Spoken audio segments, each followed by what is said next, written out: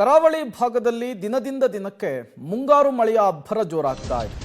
ಅದರ ಪರಿಣಾಮ ಈ ಫಾಲ್ಸ್ಗಳಿಗೆ, ನದಿಗಳಿಗೆ ಜೀವ ಕಳೆ ಬಂದಿರುವಂಥದ್ದು. ಉತ್ತರ ಕನ್ನಡದ ಅಂಕೋಲಾ ತಾಲೂಕಿನಲ್ಲಿರುವಂತಹ ವಿಭೂತಿ ಫಾಲ್ಸ್ ಅಪಾಯದ ಮಟ್ಟವನ್ನು ಮೀರಿ ಹರಿತಾ ಇರುವಂತಹ ಹಿನ್ನೆಲೆಯಲ್ಲಿ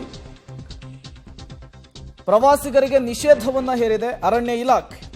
ಇತ್ತೀಚಿನ ದಿನಗಳಲ್ಲಿ ಈ ರೀತಿಯ ನಿಷೇಧ ಹೇರುವವರ ಸಂಖ್ಯೆ ಕೂಡ ಜಾಸ್ತಿ ಆಗ್ತಾ ಇದೆ. ಗೋಕರ್ಣ, ಯಾಣ ಪ್ರವಾಸಿಗರ ಆಕರ್ಷಣೀಯ ತಾಣ ಕೂಡ ಹೌದಿದು.